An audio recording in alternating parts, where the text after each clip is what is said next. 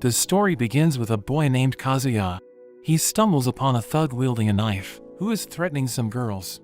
Kazuya tackles him to the ground, but he gets stabbed, and ends up dying. He wakes up in the body of a young boy, and he becomes confused as he sees his reflection in the mirror. We learn that he has been asleep for a week, so his mother Sarah checks up on him, thinking that he must be hungry, so she orders the maid Sylvia to bring him some soup.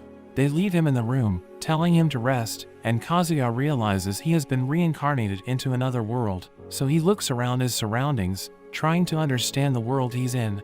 Sylvia arrives with his soup, which she feeds him, before trying to put him to bed. Sylvia answers his questions, and he learns that he is a 3-year-old boy named Cain. He is the third son of a high-ranking noble named Garm, who has an army that protects the kingdom of Esford against foreign invaders. He becomes excited, as he learns that he now lives in a world where adventurers use swords and magic to defeat monsters.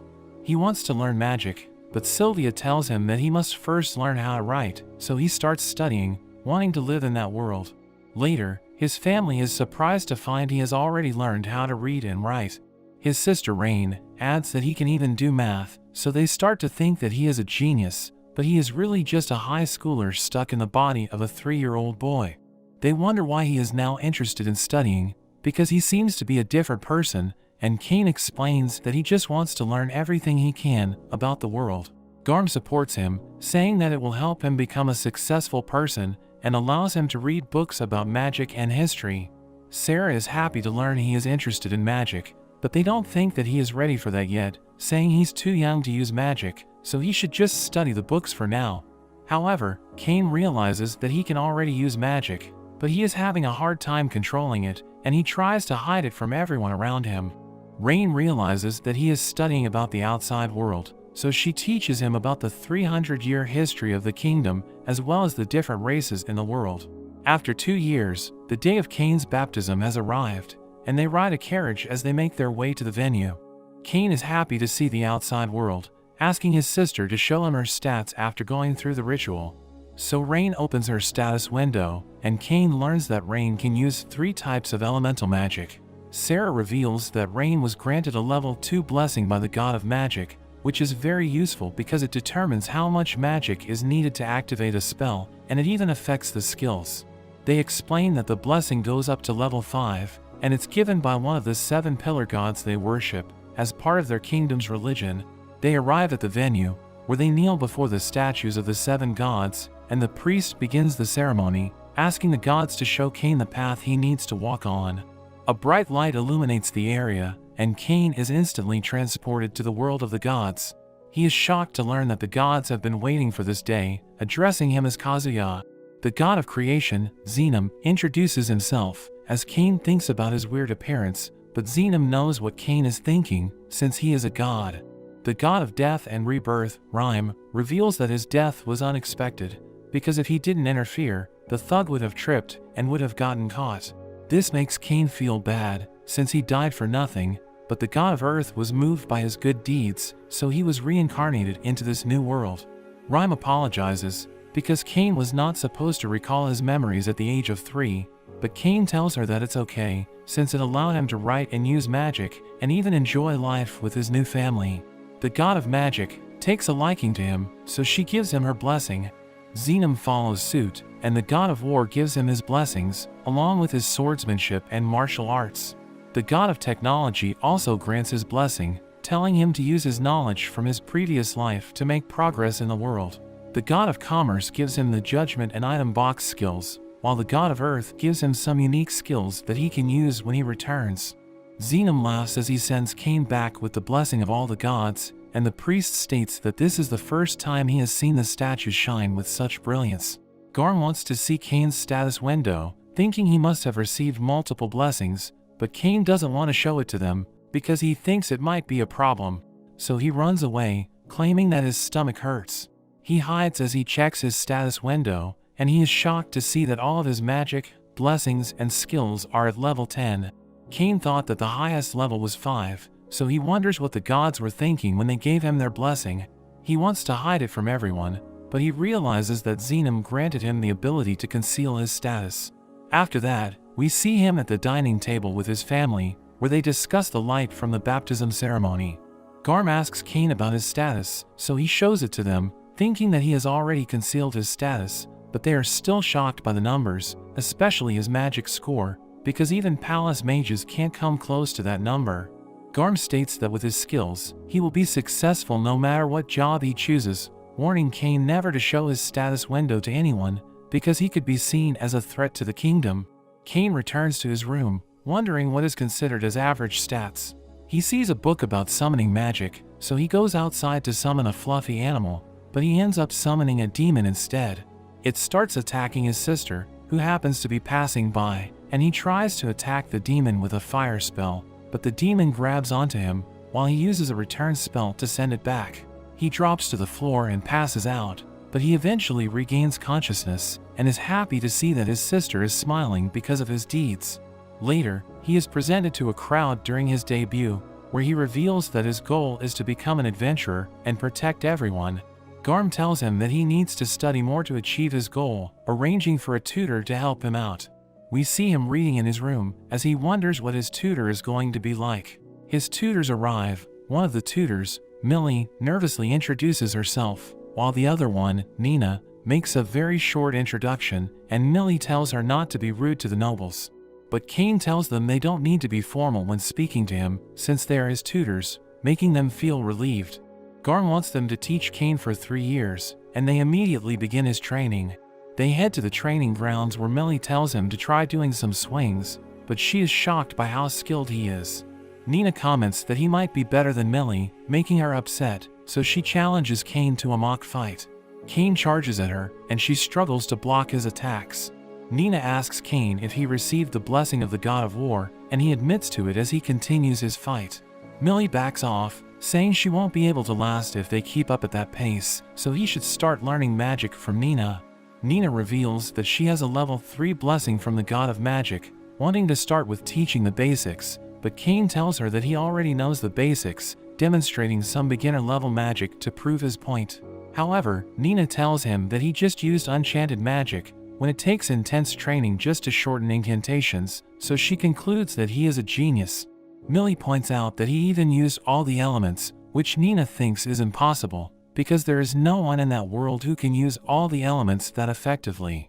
Cain admits that he also has the blessing from the god of magic, making his tutors impressed. His tutors are shocked when he offers them a towel from his item box.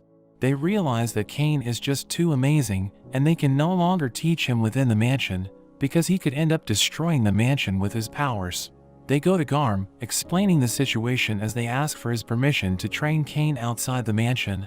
The next day, they leave the mansion, and Nina instructs him to use an intermediate level magic on a boulder, so he uses a fire spell, which makes the rock explode, blowing his tutors away, and leaving behind a huge crater. Nina tells him that the spell was way beyond intermediate, while Millie wonders why he still doesn't feel tired, making them realize that he has an insane amount of magic. A killer rabbit suddenly appears, charging toward Cain, but he dodges its attack, and counters with wind magic. He stores its remains in his item box, so that he can show his family when he gets back home. Millie wishes she had a magic bag, which functions like an item box, but it is too expensive for her to afford. Nina uses a search spell to look for more monsters to hunt, revealing the location of nearby creatures. Cain wants to learn the spell, so Nina gives him a brief explanation about it, and he tries it out, allowing him to detect nearby creatures, as well as the type of creatures that were discovered. They take out the creatures, but one monster retreats to the forest as Cain runs after it. Millie stops him, saying that the forest is full of strong monsters that attack the city every few decades, which explains why it is so heavily fortified. That evening, Cain realizes that he is already at level 8, because he has a skill that gives him 100 times experience, and he blames the gods for making him too overpowered. They go to the guild hall to look for a quest, but they come across a brawny guy, who looks down on them for being D-rank adventurers, asking them if their quest is babysitting, since they are spending time with a kid. He orders Millie to pour him a drink, but Millie refuses, and Nina tells him that they are on duty. This makes him upset, so he grabs onto Nina while his companions restrain Millie. Cain slaps the man's hand, making him fall to the ground as he squirms in pain. The man tries to retaliate, But he is no match for Cain, so he draws out his sword, relentlessly attacking Cain, who easily dodges his attacks. Cain catches his sword using 2 fingers and throws him outside. His companions threaten to kill Millie, but Cain charges at them, tossing them outside as well. His tutors thank him, and Millie is surprised he is also good at martial arts, but he claims that he just studied it from some books. They head back to the forest where they continue their training, and after 3 years, the contract of his tutors are about to come to an end. He wants to thank them for being good to him, and remembers that Millie wanted a magic bag, so he goes to the forest to look for the materials needed for the bag. He easily defeats the powerful monsters in the forest, but a guard sees the pillars of fire that he used, and thought that the monsters were preparing to attack the city again. The guard sounds the alarm, so Garm heads to the forest with his soldiers, but instead of seeing monsters, they encounter a huge crater. Cain completes the last part of his training, and he gives them the magic bags that he made. He tells them about the monsters he defeated, and we learn that it would normally take a party of A-rank adventurers, but he did it on his own. Cain tells them that the magic bags could hold a whole mansion, and only they can hold onto it, but they tell him that it would be considered beyond a national treasure level item. But they bid each other farewell, saying they all had fun during the experience. 2 years later, Cain is now 10 years old, and they head to the royal capital for Cain's debut, which is a mandatory event for all noble sons. His father tells him that their journey will take 1 week if no monsters get in the way. Cain uses his search ability to detect any nearby threats, and tells his father that people are being attacked by monsters 3 kilometers ahead. Garm orders his men to pick up the pace, but Cain knows they won't make it in time to save the people. So he jumps out of the carriage and uses a boost spell to run ahead. Meanwhile, the monsters are about to wipe out the people, and a soldier desperately tries to protect the royal carriage. A monster approaches the carriage, but Cain suddenly appears, killing the monsters with ease, and defeating the general with his fire sword.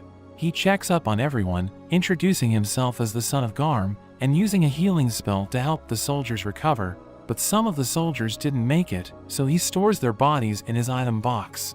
At that moment, Garm arrives, wanting to help, but he realizes that the fight is over. The door of the royal carriage opens, revealing 2 girls, Princess Telestia and Miss Silk, the Duke's daughter. They introduce themselves to the ladies, and the princess collapses from the stress. Cain casts a spell to help them relax, making their hearts lighter. The girls thank Cain for saving them, revealing that they saw him fight from their carriage window. They start fighting over him, and Silk asks him what brought him there, so he explains that they are going to the royal capital for his debut. The girls reveal that they will also be having their debuts, wanting Cain to travel with them. As they travel, he sits between the 2 girls in the royal carriage. He doesn't feel comfortable in his position, so he wants to move to another seat, but the girls won't let him go. They arrive at a town, where the girls want Cain to spend the night with them, because they feel safer around him. Garm asks for them to reconsider, since it would be inappropriate for boys and girls to share a room, but the girls tell him that they are still traumatized from the last attack, so they want Cain to protect them. Cain is pressured into sharing the room with them, but agrees under the condition that the room is huge. They go to their rooms, but Cain realizes that the beds are too close together. The girls want Cain to sleep in the middle, as they move the beds closer to each other. The girls get closer to him, claiming that they are scared, and Cain becomes too nervous to go to sleep. This goes on for a few nights, making Cain sleep deprived as they arrive at the royal capital. When they exit their carriage, they are greeted by the vice captain named Gazard, who thanks Cain for saving the girls and his men. Cain removes the remains of the fallen guards from his item box, wanting everyone to recognize they bravely fought against the orcs to protect the girls. Cain is about to leave, but Gazard grabs onto him, telling him that he will have an audience with the king. Gazard takes him to the king's hall, where he meets the king. He pays his respects, and the king tells everyone how he saved the carriage by defeating the group of orcs. The king acknowledges his heroic exploits, saying that the girls wouldn't have survived without him, so he makes Cain a baron, giving him his own mansion.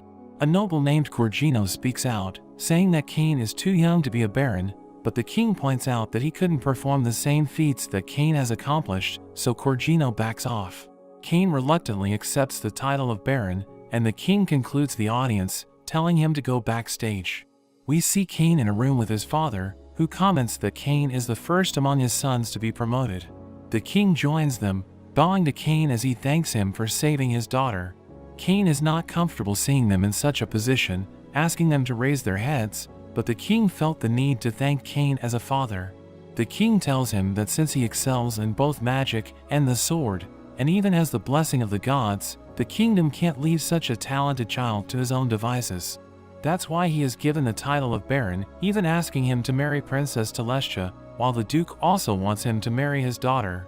Cain is shocked, but the girls are happy, as the king explains that he will now be engaged to the two girls, because he has slept with both of them. But we learn that this was all part of their plan to keep Cain in the kingdom. They continue to pressure Cain, and he eventually agrees to marry their daughters. We see Cain in the capital church, where he prays to the gods, allowing him to enter their world once again. He asks the gods about his stats, and Xenom admits that his stats are insane, so he is probably the most powerful human in the world, asking him if he wants to become a demigod. However, he tells Cain that there are limits to what he can do alone, warning him not to test those limits. Xenom tells him that there isn't much entertainment in his current world, so he suggests using his knowledge from his previous life to create something. Cain thinks about bringing in an item that doesn't exist in that world, and Xenom agrees with his idea. Cain returns to the world, and he sees a cat girl named Parma, who tells him that she's under training at her uncle Tamani's shop. Cain visits the shop, commenting on the wide variety of goods that they have. He tells Tamani's about the item that he has in mind, drawing it out and explaining the details to him. Tamani's likes the concept, and he thinks that he could produce it at a very affordable price. Cain wants to see a prototype, giving him a gold coin to cover the expenses, and telling Tamani's that he can consider it as an upfront investment. Tamani's accepts the task, and he assures Cain that he will give it his best. After some time, Tamani's shows him the prototype. Cain thinks it looks great, playing a game with Parma to demonstrate how the game is played, and Tamani's gets excited, thinking that the game is sure to catch on. Cain suggests that they should use a different version for nobles, because he is certain that the nobles would want a fancier version. Cain wants him to mass-produce the product, giving him the funds needed to do so. Tamani's is shocked, bowing to Cain as he promises to do his very best. They take their sample to the altar, swearing to the god of commerce that they will uphold their end of the contract, causing the prototype to vanish as it is accepted. As a result, no one will be able to produce the same product for 3 years. Cain wants them to start selling the product in the next month, asking Tamani's to prepare an extravagant one for the royal family. After that, he makes his way home, and he is informed that the debut is about to begin, so he rushes to get ready and leaves with his parents. Garm knows that Cain will get a lot of attention because he recently became a baron, so he warns his son to watch out for parents who want to introduce their daughters to him. They arrive at the venue, where the royal family makes their appearance. The king gives a speech about the next generation, and Cain goes to the king with his family, and he presents the game that he developed with Tamani's. The king is interested, wanting to talk to him after the ceremony. Garm wasn't aware of the game's development, and Cain explains that he needs to find other sources of income to help him maintain the mansion. His parents leave, as they tell him to interact with the other children. Cain sits with Silk, who displays her interest in him as she starts teasing him, but Corgino's son Habit interrupts them, giving Silk a compliment and expecting her to reciprocate, but Silk just silently greets him. One of Habit's friends demands that Cain show his respect to Habit, so he gets up to greet Habit, introducing himself as Baron Cain, but they think he is just a son of a baron, so they start looking down on him. Habit thinks that Cain must be from a poor family, since he didn't even mention his last name, and he threatens to have his friends beat him up if he doesn't apologize for his rudeness. But Cain tells Habit that he is the one being rude, so they go outside, where Habit wants to fight him. Habit reveals that his friends have God's blessing, and they can even use magic. The first guy steps up, and he tries to show off, conjures a really weak fireball, which Cain easily dodges. The other one also tries to be flashy, but he just launches some weak rock projectiles. They are about to attack again, but Silk becomes annoyed, so she tells them that Cain is not the son of a baron, but he is the baron himself, telling them about his impressive feats. She orders them to bow since he outranks them, and they obey, begging for his forgiveness as they leave the scene. Silk realizes that Cain has a dark side, because he let the situation drag on to make things more interesting, even though he knew that the kids were mistaken. but she promises to keep it a secret from Telestia if Cain goes on a date with her. At that moment, Telestia arrives, wanting to know what happened, but Silk just tells her that they are going to go on a date. Telestia becomes jealous, so Cain tells her that he will also go on a date with her. The king interrupts them, summoning Cain for their meeting, where they play the game Cain developed. The king enjoys the game, wanting to keep it exclusively between them, but Cain reveals that it's going to be made available to the public. The Duke is also there, and they take the chance to remind him that his engagement with their daughters is a secret, telling him to be careful on his date. The next day, Cain is given the deed and key to his new mansion. He goes to check it out, but when he arrives, he finds it's completely run down. As he enters, the lights don't work, so he uses his magic to light the way. He checks out the rooms, but finds that everything is filthy and all the rooms are empty. But it doesn't bother him, as he uses his magic to instantly repair and clean the entire mansion. He fixes up all the rooms, and the mansion is as good as new. He gets a visitor, and it turns out to be his maid Sylvia, who is overjoyed to be working for him again, and he meets his new butler, who introduces himself as Colin. Sylvia is keen to get started right away, ordering the other maids to start cleaning, but they find that everything is completely spotless, and Cain admits to cleaning everything with his magic. Colin reminds him to go back to his family, and Cain remembers that his older brothers are coming home to visit. We meet his brothers, and they are impressed he received a mansion and became a baron so quickly. Rain wants to visit his mansion, but her brothers warn her it could be haunted, since the mansion is so run down. But Cain assures her that it will be okay. They go to visit his mansion, and they are shocked because it's not run down at all. His father finds it strange, because the mansion was falling apart the last time he visited, but he realizes it must have been Cain's doing. They are impressed with all the rooms, but his father says that it's missing some art. Cain wonders why he needs art, and Garm explains that nobles are very fond of it, decorating their mansions with things like paintings, armors, and even mounted monsters. Hearing this, Cain decides to put one of his monsters up. Sylvia suddenly screams, and they wonder what is going on. The maids are shocked, as they see an enormous red dragon, and Cain realizes he forgot to tell them about it. His father demands an explanation, and Cain says it's just a monster that he defeated. His father is shocked, wondering when he defeated it, and Cain reveals it was when he was in the forest a while back. His father tells him that a red dragon would be considered a calamity-level monster, and even A-ranked adventurers wouldn't be able to defeat it. His father says that the mounted red dragon would be worth 1,000 platinum coins, and Cain is shocked thinking that would be worth $100 million. They suddenly hear another scream, so they rush over to check it out.